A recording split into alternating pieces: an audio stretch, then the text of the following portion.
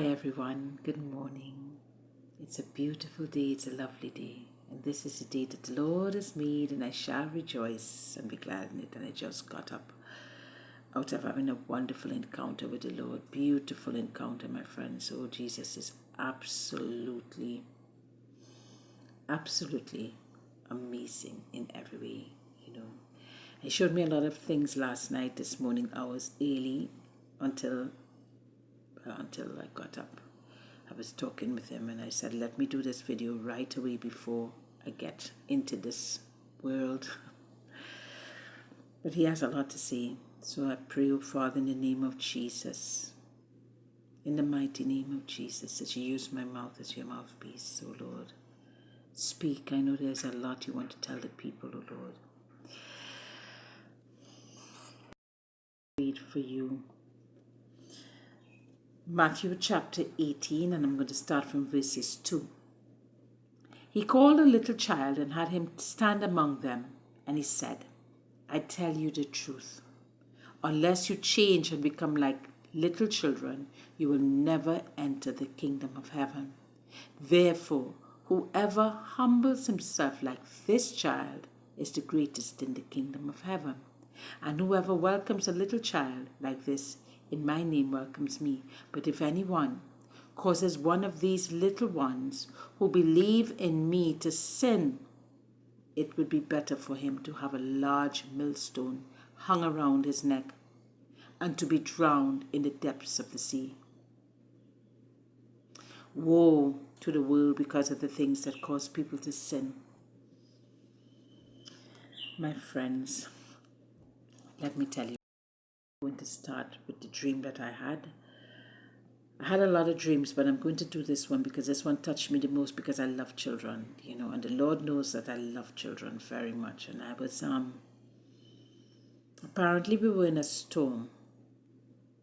Yeah, it was a storm like floods. And we were being swept away by the floods, and I wasn't, this is so strange. But we were in I and a few people and children were in this, like a box. It's like if you ever, those sweet tins that you get for Christmas, but square ones. We were in that. I found it very strange, but we were in one of those. And we were just going down. The flood was just taking us. And I was telling them, I remember telling them not to be afraid. I was the brave one, and I was telling them not to be afraid. We will go. Let's just let it take us.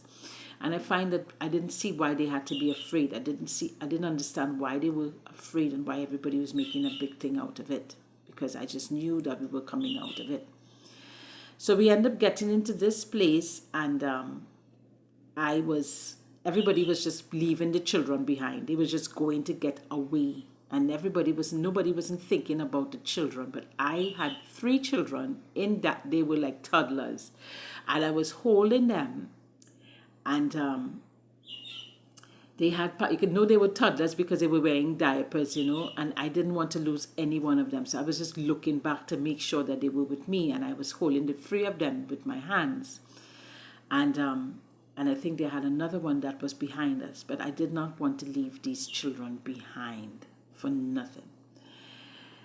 And then I heard the Lord said to me, he looked at me because he was with me in other things, he was with me last night, because I had a dream before that scared me, and he didn't want to leave me after that, because I said, Lord, why do I have to get these dreams? And he didn't leave me. He even showed me his face.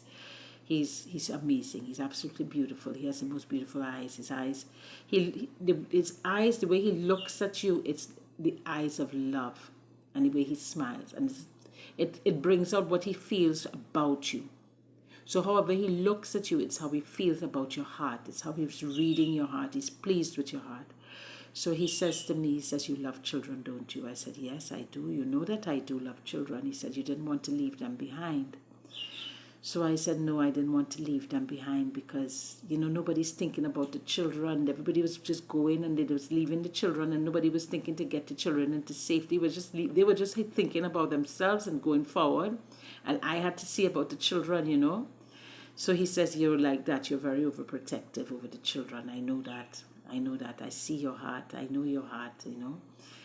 And so I said, he said, come on, let me show you something. So he took my hand and he was taking me to a place to show me something. And then he showed me this lake with children in the lake being like it was a lake of fire, like they were in this lake. And I said, why are the children there? But he didn't show me the whole thing. He didn't want to do that to me. I said, I can't see it too well, but I know that they're in a lake, and I feel like if they're in a lake, that they're lost in this lake, and then like in a lake of something, sulfur or something. I don't know what it was, but it was something that they were in the lake. And I said, why are the children in the lake? Because these are small children, huh? Small children. I said, why are they in the lake? So I said, but I can't see it too well. Why am I not seeing it? So why am I not seeing it? He said, because I don't want to do that to you. I can't show you the whole thing because I can't do that to you. It will hurt you, and I know your heart, so I wouldn't do that to you. And he knows my heart. He knows I have a soft heart for children, especially for anybody, but for children. And he said, these children. I said, so how old are they? Well, how old are the children? And he says they're like 5 years old. They're like their age of accountability. So I said, what is the age of accountability? He says the age of accountability is 5. I said the age of accountability is 5. He says the age of accountability is when they can know what they are doing is wrong and right. And that's like about 4 and 5. That's when they know they're doing something wrong. And I said, really? He said, yes. And he said, you need to tell them. You need to tell them. I said, yes, I will tell. Of course, I will tell them, Lord. I will tell them, you know. I said, just don't let me forget this dream. I just had this dream in my mind the whole time until I woke up. I said, don't let me forget it. Don't let me forget it. So he explained to me this. He says the reason why that they are lost, and you need to listen to this very carefully. Parents, listen to me very carefully. If you've never listened to any other video, if you have never taken any other video serious, take this one serious for your children's sake. The young children are being left alone by their parents.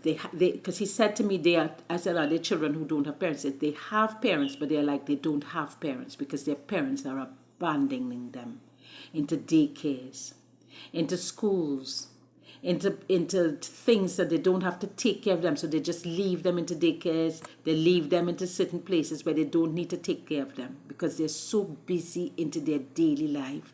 They're so busy making money, and they're so busy with their own whatever they are going through, that they are being selfish and they're not parenting the way they are supposed to parent. They are not parenting the way that they are supposed to parent. So they are abandoning their children, and they're leaving them into their tablets and these devices. And as they're leaving them into the devices are taking them in, sucking them in, you know, because these devices, parents, listen to me very carefully. The tablets, the phones, these devices are like portals for the demons. And whatever your children looking at, you know, I saw this the other day. I'm not going to say any names, but I saw children watching the tablets, and I saw that they were just looking at anything on their tablets, anything. And the mother just let them look at anything on their tablets. And what they were looking at, from what I know, because I'm so close to God, I will know and discern what is right and what is wrong. And they're playing games on these tablets, and these games are like games that about life and all kind of things, and shooting games and all. And I was like, why are these children playing these games? This is not good for them. This will trap their souls. It's because it's called soul trapping. And this is what the Lord is showing. That you are allowing your children to be on this tablet, these devices. You are leaving them on their own. You are not parenting them like before. You know, long time ago, parents would bring their children together on a table and on the dinner table, and they will talk to them and let them say their prayers before they eat. Then maybe read a Bible verse after dinner and teach them about the Lord and all of these things. This was long back in the day. But now, and this has stopped happening since in the 80s, okay? This has stopped happening for a while. You have been leaving your children alone for decades now. This has been happening in this generation. I will have to make this video a part 2. This is a very important message, my friends.